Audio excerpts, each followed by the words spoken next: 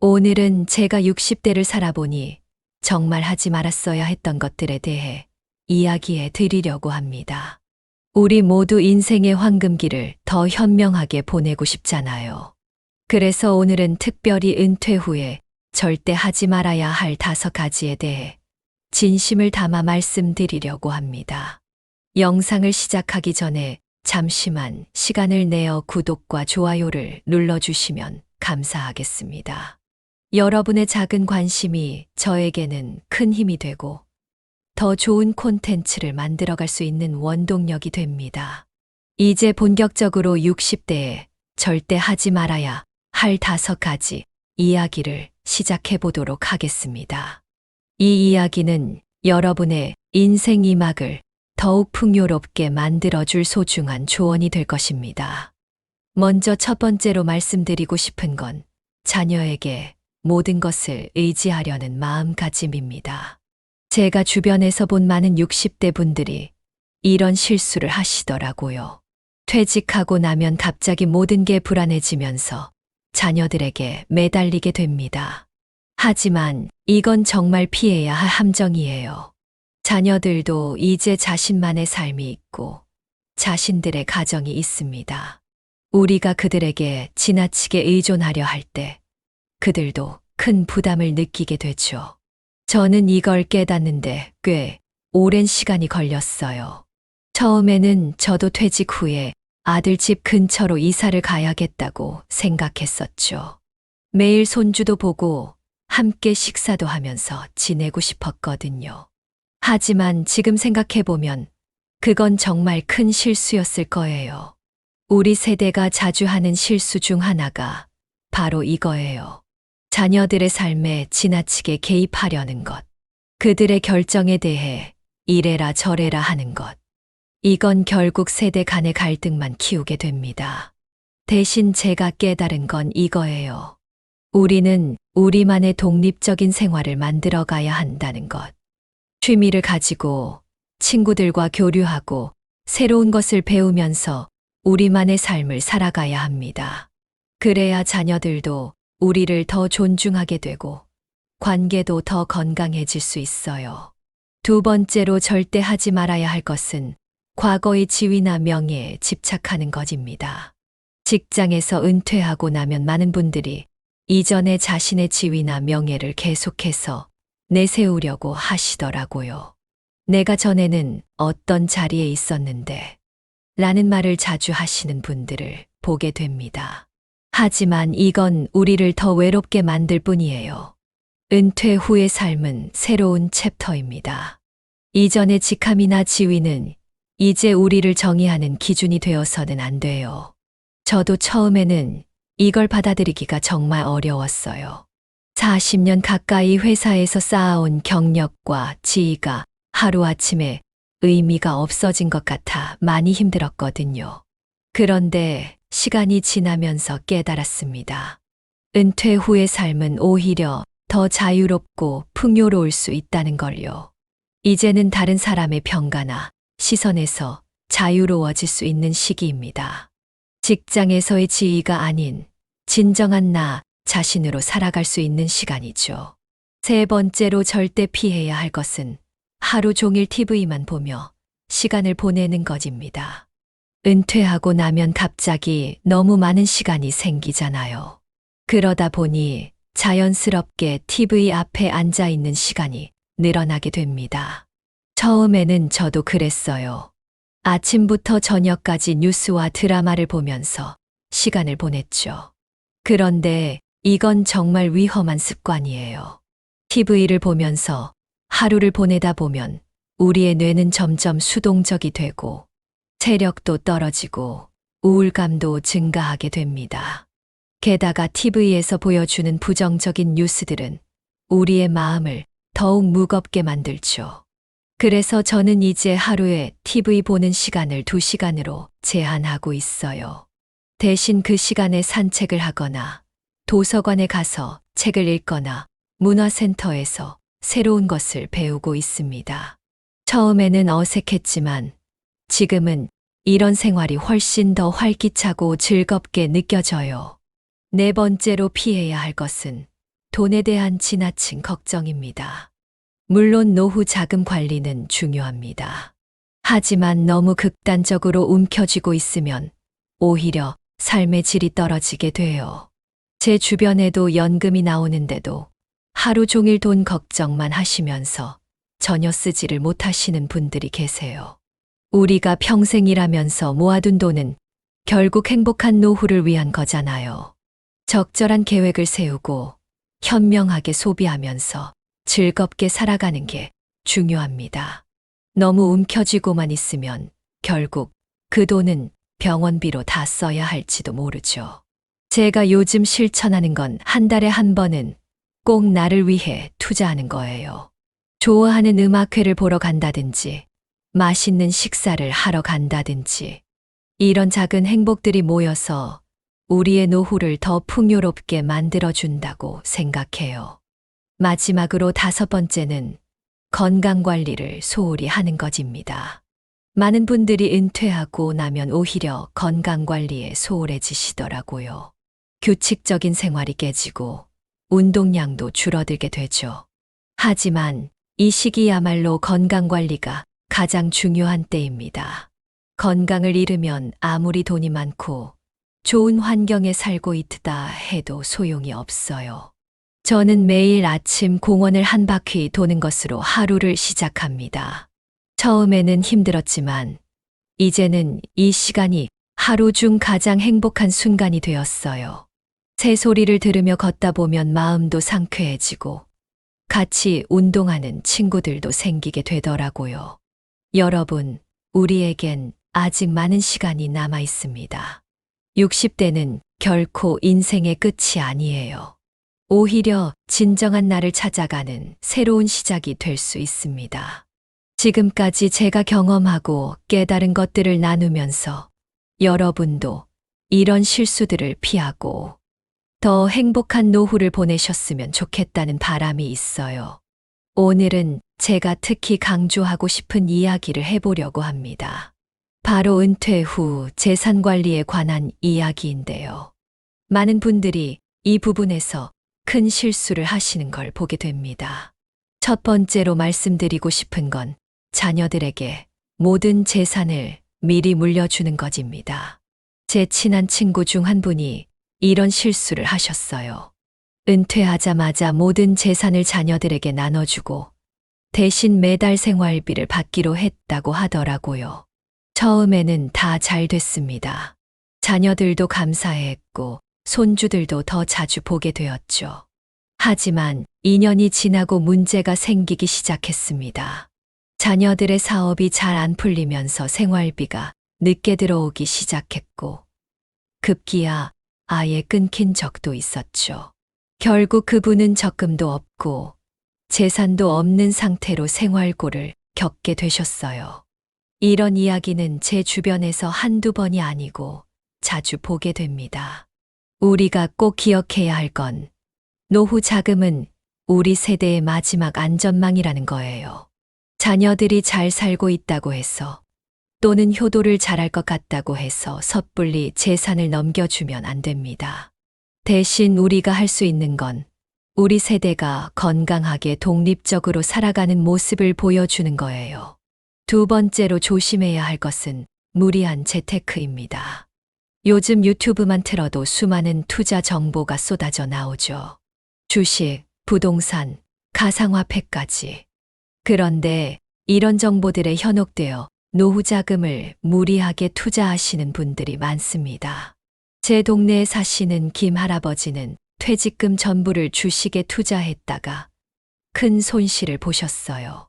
40년 동안 모은 돈을 6개월 만에 절반이나 잃어버리신 거죠. 그 뒤로 우울증까지 얻으셨다고 합니다. 이런 실수는 절대 하시면 안 됩니다. 대신 우리 나이에는 안정적인 자산 관리가 가장 중요합니다. 은행의 정기예금, 국민연금, 퇴직연금 같은 안전한 방식으로 자금을 운용하는 게 좋아요. 수익률이 조금 낮더라도 원금이 보장되는 상품을 선택하는 게 현명합니다. 세 번째로 주의해야 할 건 자녀의 사업자금 대출 보증입니다. 자녀들이 사업을 한다고 할 때 보증을 서주는 경우가 많은데 이건 정말 위험한 일이에요. 제 이웃에 사시는 분은 아들의 사업 실패로 집까지 날리신 경우가 있었습니다. 자녀들의 도전을 응원하는 건 좋지만 우리의 노후 자금을 위험에 빠뜨리면서까지 할 필요는 없어요. 차라리 작은 금액이라도 매달 용돈처럼 주는 게 낫습니다. 그게 자녀들에게도 우리에게도 더 안전한 방법이에요. 네 번째로 말씀드리고 싶은 건 신용카드 무절제한 사용입니다. 은퇴 후에 갑자기 여유가 생기면서 여행도 다니고 취미 생활도 하다 보면 자연스럽게 카드 사용이 늘어나게 됩니다. 문제는 고정 수입이 줄어든 상황에서 이전처럼 쓰다 보면 카드 빚이 쌓이기 시작한다는 거죠. 저도 처음에는 이런 실수를 했어요. 매달 연금이 들어오니까 괜찮을 거라 생각했죠. 하지만 얼마 지나지 않아 카드 값을 감당하기 힘들어졌어요. 지금은 현금 위주로 생활하고 있습니다. 매달 예산을 정해두고 그 안에서만 쓰려고 노력해요. 다섯 번째는 과도한 경조사비 지출입니다. 우리 세대는 특히 경조사비에 대한 부담이 큰데요. 자녀 세대의 결혼식이나 모임에서 체면을 생각해서 과하게 쓰시는 분들이 많습니다. 하지만 이제는 우리의 형편에 맞게 조절할 필요가 있어요. 제가 실천하는 방법은 매달 경조사비 예산을 정해두는 거예요. 그리고 그 금액 안에서만 지출하려고 합니다. 가끔 지인들이 서운해할 때도 있지만 솔직하게 이야기하면 다들 이해해 주더라고요. 여섯 번째로 이야기하고 싶은 건 불필요한 보험 가입입니다. 나이가 들수록 건강이 걱정되다 보니 보험 설계사의 말만 듣고 여러 가지 보험에 가입하시는 분들이 계세요. 하지만 우리 나이에는 새로운 보험 가입이 오히려 부담이 될 수 있습니다. 대신 기존에 가입한 보험을 잘 점검하고 실비보험 같은 필수적인 것들만 유지하는 게 좋아요. 저는 작년에 보험을 전면 재검토하면서 불필요한 특약들을 정리했더니 매달 20만 원 넘게 절약할 수 있었습니다. 마지막으로 강조하고 싶은 건 통장 쪼개기의 중요성입니다. 우리 세대는 한 통장에 모든 돈을 넣어두고 쓰는 경우가 많은데 이러면 지출 관리가 어려워요. 저는 통장을 4개로 나눠서 관리합니다. 생활비, 의료비, 여가비, 비상금. 이렇게 나누어 두니 지출 관리도 쉽고 마음도 훨씬 편해졌어요. 이런 재산 관리의 원칙들이 처음에는 답답하고 불편하게 느껴질 수 있습니다. 하지만 이런 원칙들이 결국 우리의 노후를 지켜주는 든든한 울타리가 된다는 걸 잊지 마세요. 우리에겐 아직 20년, 30년의 삶이 남아 있습니다. 그 시간을 불안하지 않게 보내기 위해서는 지금부터라도 이런 원칙들을 하나씩 실천해 나가는 게 중요해요. 이제 나이가 들수록 더욱 중요해지는 건강관리에 대해 이야기를 나누어 볼까 합니다. 제가 의사 선생님께 들은 말씀 중에 가장 기억에 남는 게 있어요. 60대의 건강관리가 80대의 삶의 질을 결정한다. 이 말이 얼마나 큰 진실인지 지금 주변을 보면서 절실히 느끼고 있습니다. 첫 번째로 꼭 말씀드리고 싶은 건 아침 식사를 거르지 마세요. 많은 분들이 은퇴 후에 생활 패턴이 흐트러지면서 아침을 거르는 습관이 생기더라고요. 저도 그랬어요. 늦게 일어나서 점심과 저녁만 먹는 생활을 했더니 체중은 늘고 건강은 나빠지더라고요. 위장이 건강해야 우리 몸이 건강합니다. 아침을 거르면 위산이 과다 분비되고 그러다 보면 위장 질환으로 이어질 수 있어요. 저는 요즘 아침 7시면 어김없이 일어나 가벼운 현미밥과 국, 반찬 3가지 정도로 식사를 합니다. 처음에는 힘들었지만 지금은 이 습관이 제 건강을 지키는 가장 중요한 기둥이 되었어요.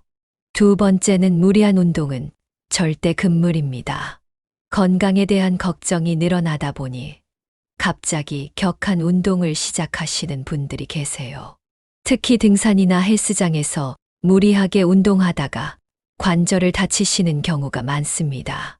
저희 아파트에 사시는 박 선생님은 건강을 위해서 갑자기 매일 등산을 시작하셨다가 무릎을 다치셨어요.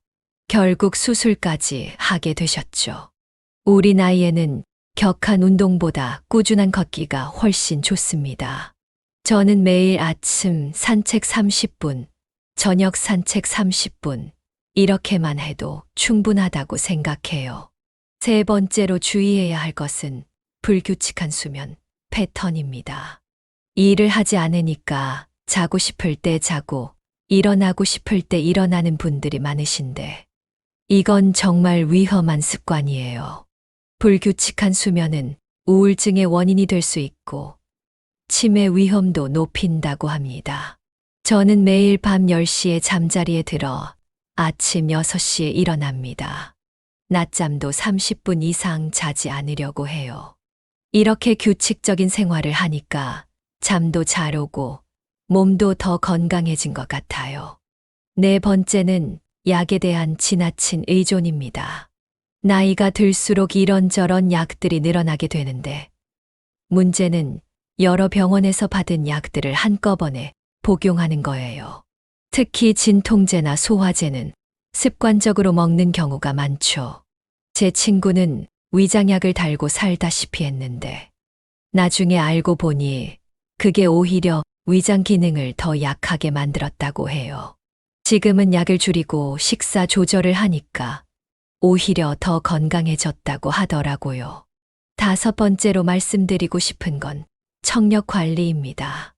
우리 나이대에서 가장 많이 놓치는 게 바로 이거예요. TV 소리를 자꾸 키우게 되고 가족들과 대화할 때 되묻는 일이 많아져도 그냥 넘어가시는 분들이 많습니다. 하지만 청력은 한번 나빠지면 회복하기가 정말 어려워요.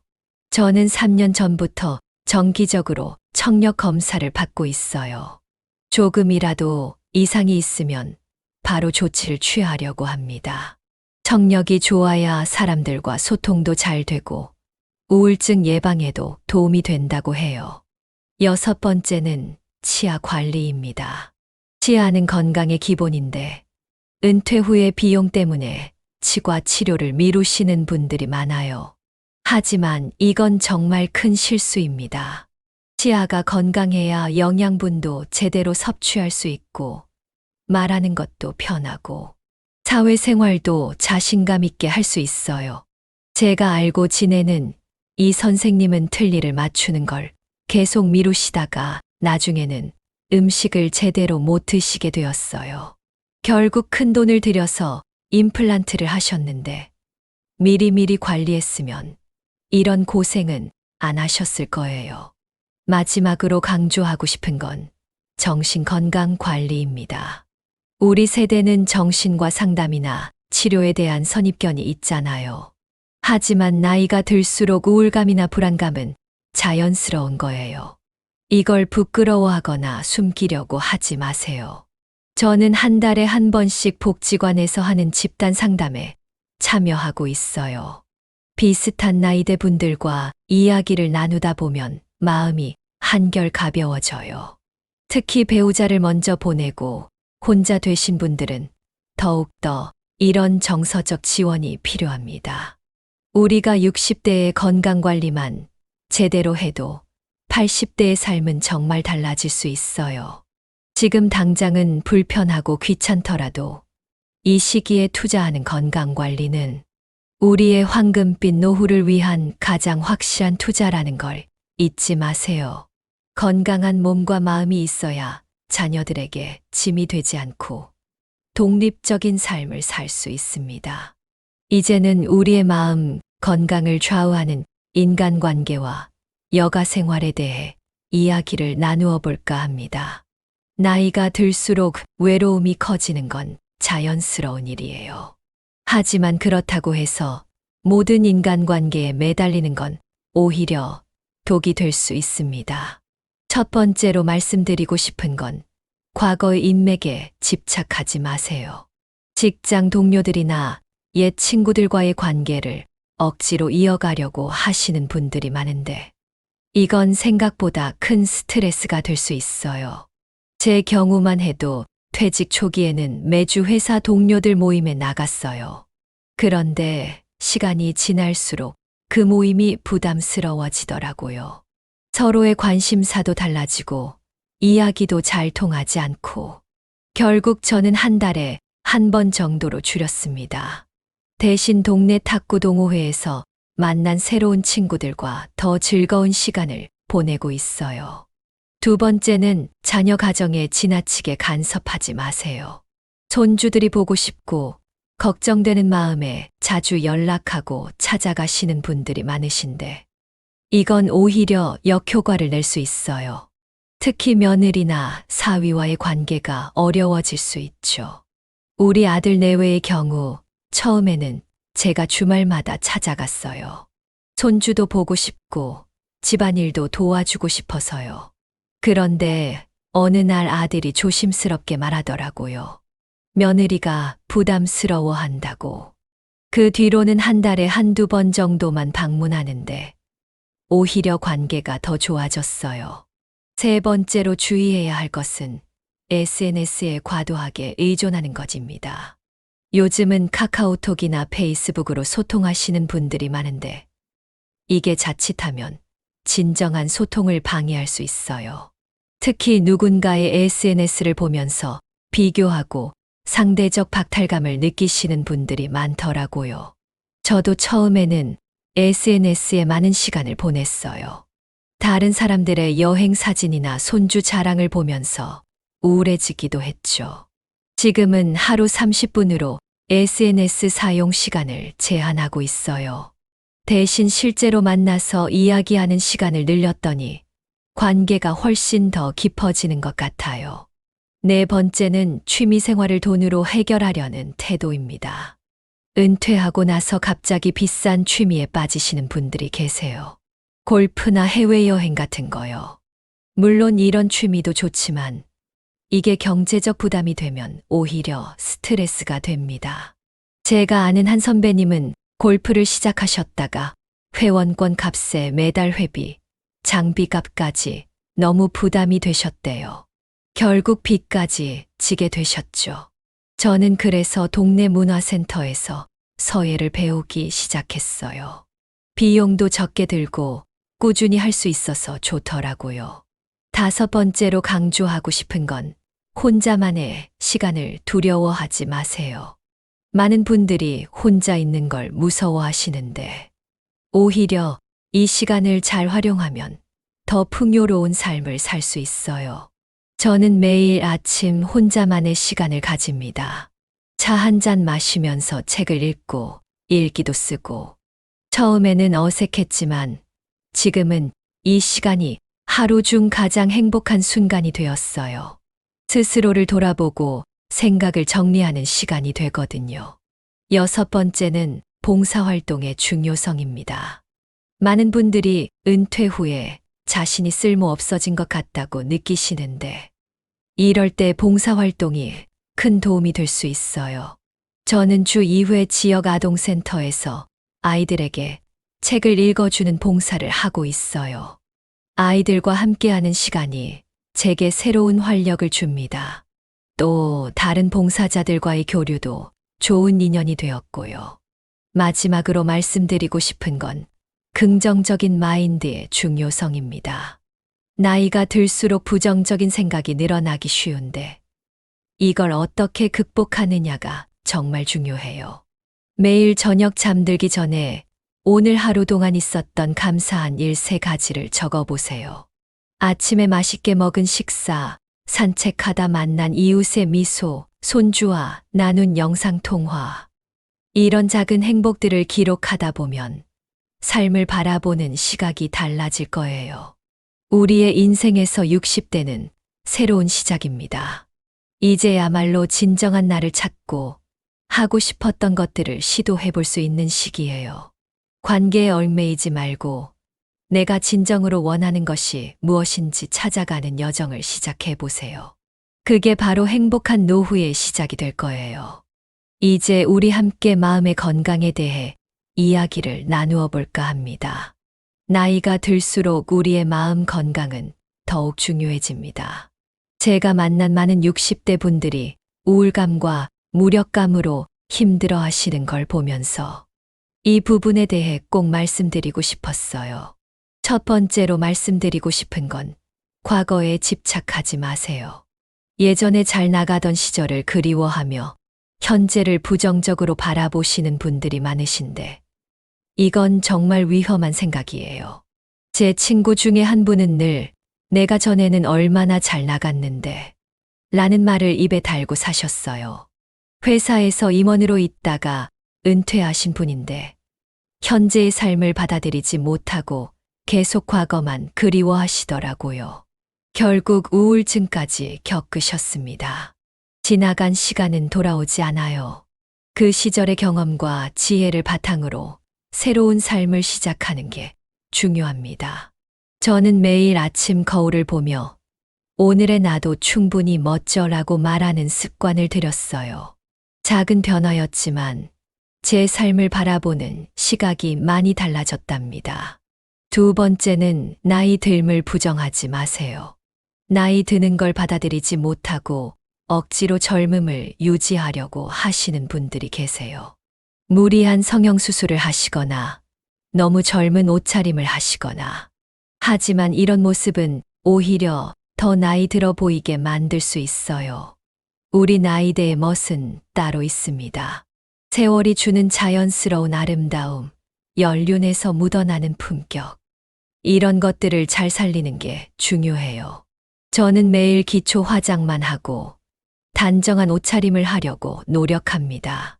그런데 오히려 주변에서 더 젊어 보인다는 이야기를 해주시더라고요.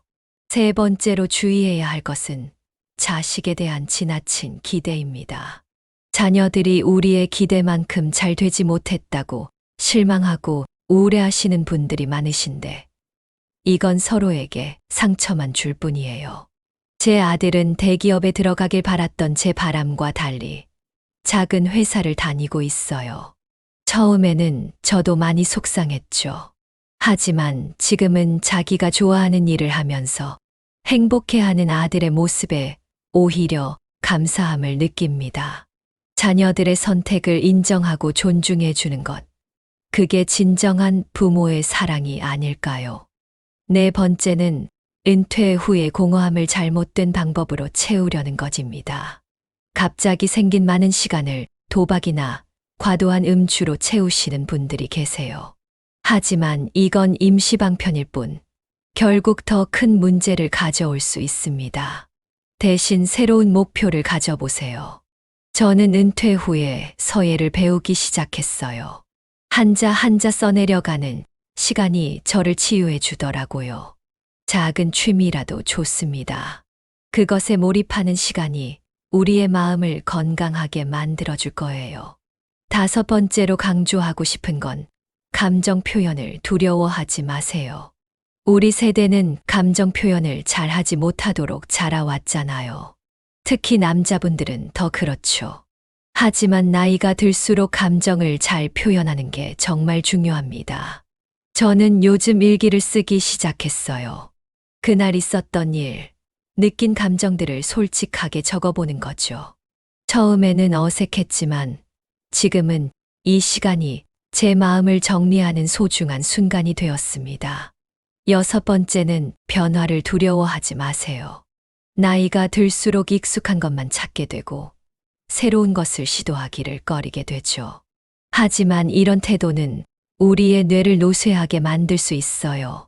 제가 얼마 전에 스마트폰 활용법을 배우기 시작했어요. 처음에는 너무 어려웠지만 하나씩 배워가는 재미가 쏠쏠하더라고요. 이제는 손주들과 영상통화도 하고 필요한 정보도 찾아볼 수 있게 되었습니다. 마지막으로 말씀드리고 싶은 건 행복은 바로 지금 이 순간에 있다는 거예요. 많은 분들이 나중에 이런저런 일이 잘 되면 행복할 거야 라고 생각하시는데 행복은 미래에 있는 게 아니라 현재에 있습니다. 매일 아침 눈을 뜨는 것만으로도 감사한 일이에요. 차 한 잔의 여유를 즐길 수 있다는 것. 먼저 간 친구들은 누릴 수 없는 특권이죠. 이런 작은 행복들을 하나하나 발견하는 즐거움을 느껴보세요.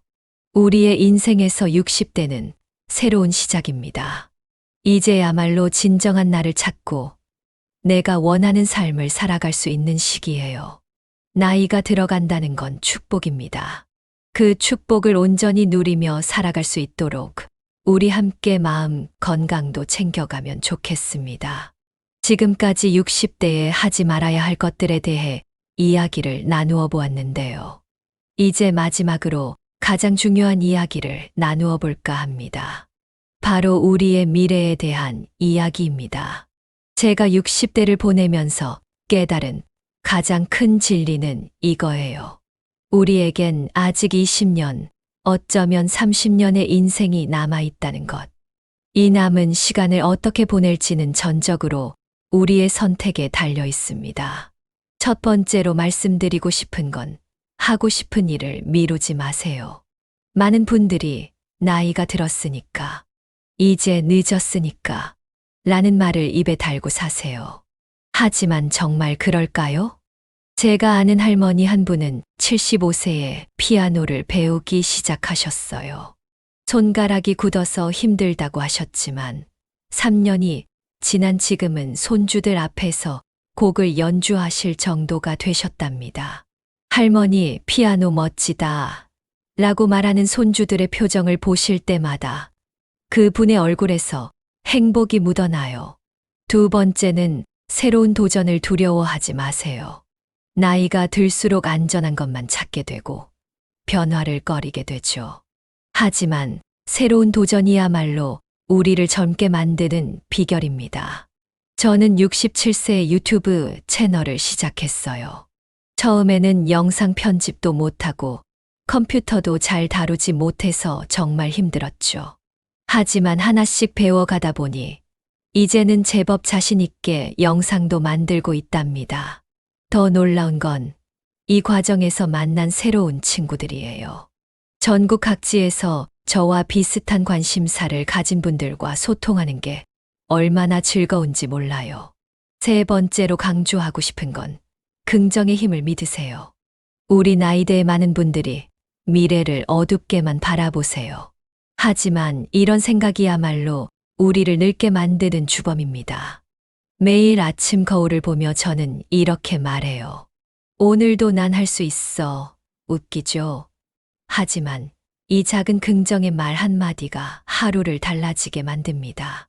긍정적인 마음가짐은 우리의 면역력도 높이고 수명도 늘린다는 연구 결과도 있대요. 네 번째는 관계의 질을 높이세요. 나이가 들수록 주변 사람들과의 관계가 더욱 중요해집니다. 하지만 이때 중요한 건 관계의 양이 아닌 질이에요. 저는 요즘 일주일에 한 번 가장 친한 친구와 산책을 합니다. 큰 돈 들이지 않고 거창한 계획 없이 그저 걸으면서 이야기를 나누는 시간이에요. 이 소소한 만남이 제 삶의 가장 큰 기쁨이 되었답니다. 다섯 번째로 말씀드리고 싶은 건 나만의 루틴을 만드세요. 은퇴 후에 많은 분들이 생활 리듬을 잃어버리세요. 하지만 규칙적인 생활이야말로 건강한 노후의 비결입니다. 저는 매일 아침 6시에 일어나서 스트레칭을 하고 아침 식사 후에는 산책을 합니다. 오후에는 독서나 취미 활동을 하고 저녁에는 가족과 시간을 보내요. 단순하지만 이런 일상의 리듬이 제 삶을 풍요롭게 만들어줍니다. 여섯 번째는 배움을 멈추지 마세요. 나이가 들수록 뇌를 자극하는 활동이 중요합니다. 새로운 것을 배우는 과정은 우리의 뇌를 젊게 만들어줘요. 저는 일주일에 한 번 영어 교실에 다녀요. 문법이고 뭐고 다 잊어버렸지만 원어민 선생님과 대화하는 시간이 너무 즐겁답니다. 실수투성이지만 그 실수조차도 즐거운 추억이 되고 있어요. 마지막으로 가장 중요한 것은 현재를 사랑하세요. 과거에 대한 후회나 미래에 대한 불안은 우리의 현재를 망치는 도둑이에요. 지금 이 순간이야말로 우리가 가진 가장 소중한 선물입니다. 사랑하는 여러분, 우리에겐 아직 많은 시간이 남아 있습니다. 그리고 그 시간은 우리가 만들어가기 나름이에요.